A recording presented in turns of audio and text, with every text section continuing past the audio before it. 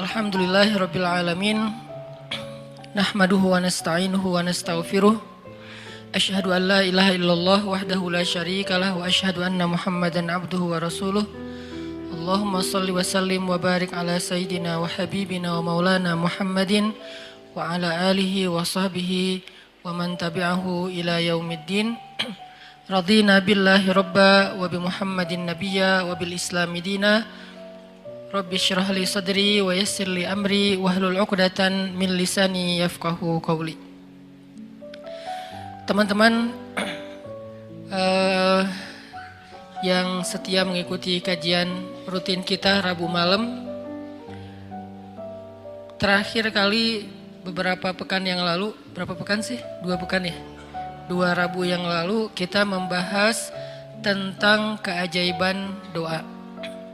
Dan waktu itu kita mengangkat kisah Nabi Musa alaihissalam yang disebutkan di dalam surat Al-Qasas.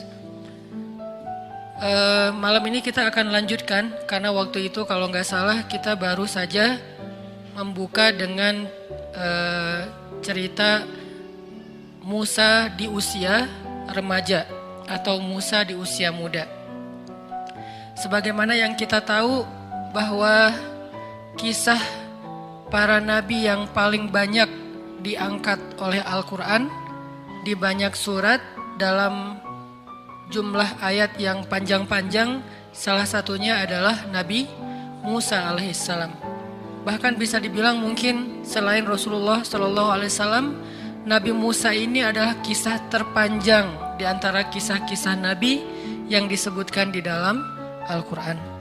Bahkan lebih panjang daripada kisah Nabi Ibrahim alaihissalam, lebih panjang daripada kisah Nabi Adam alaihissalam. Nih nabi-nabi yang kisahnya panjang di Al-Quran: Ibrahim, Adam, Zakaria, Yusuf alaihissalam. Kalau Yusuf dikhususkan di satu surat, tapi kalau Nabi Musa alaihissalam disebutkan di banyak surat dengan periode atau episode yang berbeda-beda. Misalnya disebutin di dalam surat Al-Baqarah itu episode Nabi Musa setelah revolusi. Episode Nabi Musa setelah mengalahkan atau setelah era Fir'aun ketika beliau selamat bersama Bani Israel ke Palestina. Kemudian nanti di dalam surat Toha dikisahkan episode Nabi Musa ketika beliau awal sekali diperintahkan untuk berdakwah. Bisa dibilang kayak wahyu pertama Nabi Musa itu mirip dengan wahyu pertama Nabi Muhammad SAW. Sama-sama mendapatkan wahyu dalam bahasa yang jelas di suatu tempat yang tinggi. Kalau Nabi Muhammad di Jabal Nur, Gua Hira. Kalau Nabi Musa di Jabal Tursaina atau di Mesir, di sebuah lembah namanya Bilwadil Muqaddasati Tua, di sebuah lembah yang bernama Lembah Tua. Kemudian nanti di surat Al-Qasas Allah mengisahkan Nabi Musa episode beliau bayi dan juga episode ketika beliau remaja sampai beliau menikah yang nanti akan kita bahas. Selain di antara 3 surat yang panjang ini mengisahkan Nabi Musa, Allah juga menyelipkan adegan-adegan kecil tentang Nabi Musa di surat-surat yang lain. Misalnya di surat sebutlah Al-Isra, kemudian Al-Anbiya, kemudian surat Maryam, hanya beberapa selipan ayat ataupun hanya beberapa adegan-adegan kecil, tapi yang jelas Nabi Musa ini sering diulang-ulang di dalam Al-Quran, baik namanya maupun kisahnya. Dan kisah tentang Nabi Musa bukan hanya kisah tentang beliau dan Harun, tapi juga kisah nanti ada adegan penyihir Fir'aun, ada adegan Qarun, ada adegan Masyitah, ada banyak adegan-adegan termasuk Bani Israel, ada adegan Bani Israel versi Samiri, ada adegan Nabi Musa dengan muridnya di Al-Kahfi ketemu dengan guru beliau Khadar atau orang Indonesia nyebutnya Khidir. Banyak sekali kisah Nabi Musa di dalam Al-Quran. Yang ini artinya Nabi Musa termasuk salah satu yang paling banyak hikmah yang bisa kita petik sehingga Al-Quran mengisahkannya dalam banyak ayat. Kenapa? Karena Al-Quran bukan buku sejarah. Al-Quran bukan buku cerita. Tapi Al-Quran adalah pelajaran dalam ayat-ayat yang suci. Sehingga kisah-kisah yang diangkat oleh Al-Quran bukan hanya menyuguhkan alur-alur cerita ataupun adegan-adegan yang klimaks. Tapi kisah-kisah yang diangkat oleh Al-Quran, baik yang panjang ataupun yang sekilas saja, pastinya termuat di dalamnya banyak hikmah, banyak pelajaran. Dan sesuatu tidak akan menjadi pelajaran kalau baru sekedar dihafal. Sesuatu tidak disebut pelajaran kalau sekedar kita mendengar lalu menjadi tahu. Dan itu namanya wawasan, tsaqafah. Sesuatu baru disebut menjadi hikmah, menjadi pelajaran ketika dia membentuk rasa. Pelajaran itu dimulai dari membentuk rasa, bukan hanya ketika dihafal atau sekedar diketahui. Itu belum menjadi ilmu. Kalau sekedar dihafal dan diketahui saja, maka orang yang tidak beriman juga bisa melakukannya. Tapi tidak merubah rasa apapun di hati mereka, di dalam perasaan mereka. Sedangkan tujuan Allah mengangkat kisah-kisah di dalam Al-Quran dan Nabi menyampaikannya di dalam sunnah, baik kisah beliau sendiri dalam bentuk adegan-adegan sirah maupun kisah-kisah sebelumnya dalam bentuk hadis-hadis yang panjang. Tujuannya apa? Supaya membentuk rasa di dalam diri kita. Rasa apa? Banyak. Dan semua perasaan ini termasuk di antara tanda-tanda iman. Di antara rasanya misalnya rasa suka dan tidak suka, like dan dislike atau hate. Apa yang kita suka dan apa yang kita tidak suka itu salah satunya dibangun oleh kisah-kisah Al-Quran. Sehingga kalau kita membaca kisah Nabi Musa lalu menjadi suka, jadi respect dengan kebaikan-kebaikan yang ditirukan oleh Nabi Musa, yang diajarkan oleh Nabi Musa, yang dicontohkan oleh Nabi Musa, berarti kita sudah mengambil pelajaran di situ. Tapi kalau kisah Nabi Musa sekedar kita ingat adegannya, tanggal dan tempatnya, nama-nama orangnya, wawasan statistiknya, maka ini belum tentu menjadi pelajaran. Dan itu juga termasuk kisah-kisah Nabi yang lain yang disebutkan di dalam Al-Quran. Contoh, kalau buat cewek-cewek, kisah Sayyidah Maryam, yang juga termasuk salah satu kisah paling panjang di Al-Quran. Bahkan sampai menjadi nama Suratu Maryam. Apa rasa yang dibangun lewat kita membaca kisah Maryam? Kalau kita hanya sekedar, oh Maryam itu orang Palestina, oh Maryam itu anaknya Imran, oh Maryam itu ibunya Isa, oh Maryam itu ponakannya Zakaria, oh ibunya Maryam itu sama ibunya Yahya itu adik kakak. Ini wawasan sejarah, belum menjadi ilmu sejarah. Terus apa yang dimaksud dengan ilmu sejarah?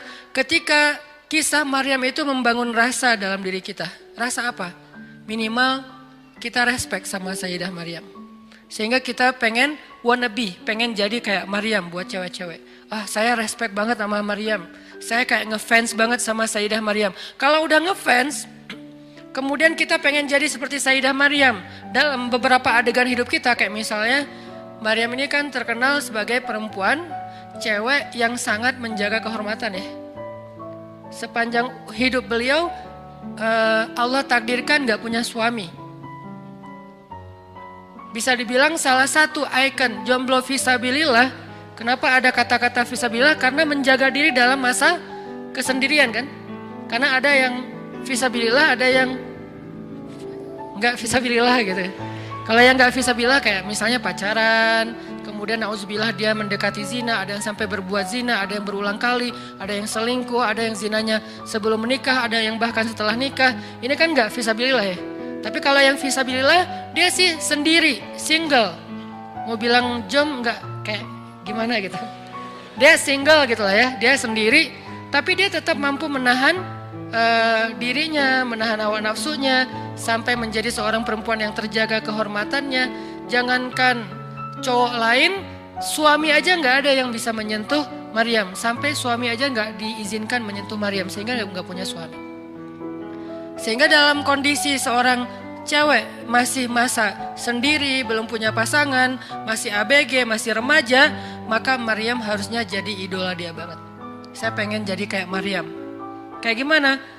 Sedikit kenal dengan cowok. Kalau nggak karena ada urusan penting, mungkin tugas kuliah, itu juga bukan modus ya. Mungkin karena pekerjaan atau bisnis, mungkin karena memang dia adalah bagian dari suatu urusan yang darurat, maka saya nggak kenal dengan cowok kecuali emang ada kepentingan. Minimal gitu nih. Nggak perlu sampai nggak kenal cowok sama sekali, kayak Sayyidah Maryam kan nggak kenal cowok kecuali 3 orang ya. Pamannya, kalau ayahnya kan emang gak kenal karena meninggal sebelum Maryam lahir. Pamannya, anaknya, ponakannya, Zakaria, Isa dan Yahya. Cuman itu doang yang dikenal oleh Sayyidah Maryam. Jadi kalau kita periksa list kontaknya tuh nama cowok cuma ada 3. Mungkin kita gak harus sesaklek, pokoknya gak boleh lebih dari 3 ya. Kenapa? Soalnya Maryam cuma 3, gak gitu-gitu amat juga sih. Setidaknya pelajarannya di sini, saya gak mau kenal cowok kecuali ada kebutuhan yang memang penting, yang memang ada maslahatnya. Itu juga dengan menjaga batasan. Kemudian nanti dengan cowok itu nggak terlalu berlebihan, nggak terlalu dekat, nggak curhat kepada cowok. Sampai seganteng apapun cowoknya, sebaik apapun cowoknya, dia nggak akrab gitu. Kayak Maryam dengan Jibril. Jibril kan ketika turun menemui Maryam, fatamassala laha basyaron sawiya. Jibril menjelma sebagai seorang basyaron sawiya, cowok keren. Itu namanya tarjamatus syabab, terjemah anak muda. Yang mungkin sebagian dai tidak berani menerjemahkan Al-Quran dengan terjemah anak muda. Ya gak apa-apa lah, mungkin jadi yang agak unik atau aneh mungkin lebih tepatnya. Terjematus syabab terhadap Al-Quran. Apa arti basyaron sawiyah? Kalau terjemah Quran yang baku itu laki-laki yang sempurna. Bahasa kita apa? Cowok keren. Karena ideal, sempurna banget. Nggak berlebihan, nggak juga pas-pasan. Kalau berlebihan misalnya hidungnya terlalu mancung sampai miring gitu kan ya. Ini berlebihan. Nggak juga hidungnya terlalu tawadu gitu. Ini Jibril fatamassala laha basyaron sawiyya. Jibril itu jadi cowok keren. Arti cowok keren ideal banget. Hidungnya ideal, matanya ideal, alisnya ideal, rambutnya ideal gitu. Nggak tahu ya, cuman beberapa cerita tentang rambut Nabi Isa, Nabi Muhammad kan rata-rata rambut sepundak ya. Dan ada agak-agak ikal kan. Mungkin kalau genrenya agak-agak reggae gitulah kalau di anak muda gitu. Jadi keren gitu. Nah, Jibril datang menemui Maryam menjadi seorang cowok keren. Bukan wujud aslinya Jibril. Kenapa enggak dengan wujud asli aja? Yang pernah melihat Jibril dengan wujud asli itu sedikit. Salah satu di antara yang sedikit, di antara manusia, cuman Rasulullah SAW. Itu juga 2 kali menurut sebagian besar riwayat. 2 kali doang. Sisanya Nabi kalau ketemu Jibril tadi jadi cowok keren. Saking kerennya Jibril, Umar aja terheran. Umar itu agak idealis dan punya standar yang tinggi tentang cowok keren. Itu Umar. Buat dia cowok keren itu harus gagah, harus keker, harus tinggi. Ininya bahunya, bidangnya tuh harus lebar. Cowok keren dalam standar Umar itu tinggi. Jadi susah untuk disebut keren di mata Umar. Tapi Jibril bikin Umar gak berkedip. Kira-kira sekeren apa nih Jibril? Bikin Umar gak berkedip ketika Jibril datang sebagai cowok keren. Lalu duduk di depan Nabi dengan pakaian yang bersih, rapi, gak ada leceknya sedikit pun. Sampai Umar komennya, kami gak kenal dia, seolah-olah dia bukan orang Madinah. Tapi di pakaiannya gak ada bekas-bekas safar. Arti gak ada bekas safar itu gak ada leceknya. Kita kan naik motor juga, bukan cuma baju yang lecek, sampai muka juga lecek gitu kan ya. Knalpot lah, apalah. Saya juga suka ngelihat gitu. Kalau saya sering naik motoran beberapa hari, akhirnya muka saya, kenapa saya jadi agak-agak susah diedit gitu teh. Kalau biasanya naik mobil, karena misalnya mungkin gak terlalu macet naik mobil, masih bisa lah pakai kamera depan gitu kan ya. Tapi kalau pakai motor, kamera depan juga gak bisa. Artinya lecek banget mukanya nih. Jadi kalau mau ngajar naik motor pasti udah lecek banget. Tapi Jibril alaihissalam datang dengan pakaian yang tidak lecek, apalagi wajahnya. Pakaian aja yang gampang kusut, gak kusut sama sekali. Gak ada bekas lipatan sedikit pun di pakaiannya, seolah-olah dia bukan perjalanan jauh. Tapi kalau dia bukan perjalanan jauh, dia bukan orang setempat. Nggak ada yang kenal, tetangga siapa ini orang, tinggal di sebelah mana. Karena nggak ada yang kenal, sehingga sahabat heran. Bukan orang sini, tapi nggak ada bekas-bekas perjalanan jauh, itu kan keren banget. Sehingga Umar dengerin aja, dia tiba-tiba duduk di depan Nabi, menautkan lututnya dengan lutut Nabi, ketemu gitu, ngobrol sama Nabi, wajahnya berseri-seri, dia tersenyum, bertanya kepada Nabi, sebutin apa Islam, sebutin apa iman, sebutin apa ihsan, kapan terjadi kiamat, apa tanda-tanda kiamat. Setiap dia bertanya, dia membenarkan, dia bertanya, dia membenarkan, sampai setelah itu dipeluk Rasulullah oleh laki-laki itu, dia pun pergi. Sahabat masih diam aja, mereka takjub melihat ini cowok keren banget. Nggak tahu di situ ada cewek-cewek atau enggak. Kebayang kalau di zaman sekarang Jibril turun, wah, bisa pingsan. Yusuf aja bisa pingsan, apalagi Jibril. Karena Yusuf gantengnya ganteng-ganteng Nabi. Kalau Jibril ganteng-ganteng malaikat. Kebayang gak tuh gimana gantengnya. Nah, cowok sekeren Jibril datang ke dalam sebuah mihrab. Maryam lagi sendiri di situ, ABG, usia sekitar 20-an tahun. Artinya anak remaja banget. Lagi semangat-semangatnya, lagi kalau zaman sekarang tuh lagi pengen kenal lebih banyak orang, lagi pengen cari ekspresi dirinya kayak gimana, lagi pengen diakui. Usia 20-an tahun, dia lagi duduk sendiri di sebuah kamar, tempat dia beribadah, tiba-tiba datang cowok keren, kerennya keren malaikat, bukan keren para nabi lagi. Jibril alaihissalam. Dan Allah yang bilang keren. Allah kan juga, kalau standar Allah lebih tinggi lagi dong. Standar Umar aja udah tinggi, apalagi standar Allah. Allah gak akan bilang keren kalau gak benar-benar keren. Allah sendiri yang mengatakan basyaron sawiyan. Laki-laki yang sawiyan itu artinya ideal. Semuanya pas. Gak ada yang lebih, gak ada yang kurang. Keritingnya gak keriting-keriting amat, sampai lalat aja nyasar misalnya. Gak juga lurus-lurus amat sampai jadi perosotan. Gak juga. Jadi artinya benar-benar ideal. Sawiyan, pas gitu. Putihnya pas, gak sampai terlalu putih jadi agak diragukannya cowok apa cewek ya gitu kan ya. Ini pas banget, putihnya putih maco gitu. Tapi gak terlalu dark juga gitu.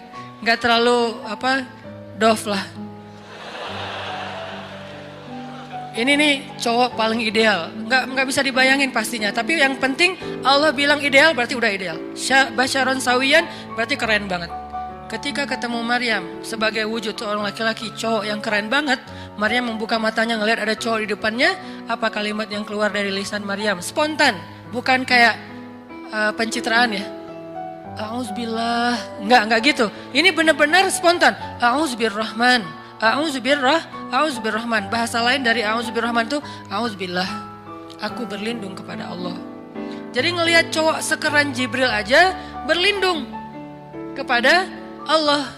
Kita belum juga seperti Jibril, bahkan belum seperti Nabi Muhammad, belum seperti Nabi Yusuf. Biasa banget lah, udah gak ada perlindungan gitu. Udah hilang semua perlindungan. Ini artinya berarti kalau kita membaca kisah Maryam dan mau mengambil pelajaran, bangun rasa itu. Rasa apa? Rasa pertama ngefans sama Maryam kalau buat cewek nih. Kedua pengen jadi seperti Maryam. Ketiga mulai tertarik dengan kebaikan-kebaikan yang dilakukan Maryam, kayak misalnya ahli zikir, senang itikaf, menjaga pandangan, menjaga ucapan, menjaga hubungan interaksi dengan lawan jenis. Ini berarti kisah Maryam udah jadi ilmu buat kita karena udah membangun rasa. Tapi kalau kisah Maryam kita cuma hafal surat Ali Imran, kita hafal surat Maryam, kita hafal surat-surat tentang kisah Sayyidah Maryam di tempat yang lain, berarti kita belum menjadikan itu sebagai ilmu, baru sekedar menjadi wawasan. Makanya teman-teman, kalau kita mau mengambil ilmu atau hikmah dari kisah para solihin yang ada di dalam Al-Quran, cobalah jadikan apa yang kita baca, apa yang kita dengar, apa yang kita renungkan dari kisah-kisah itu menjadi rasa di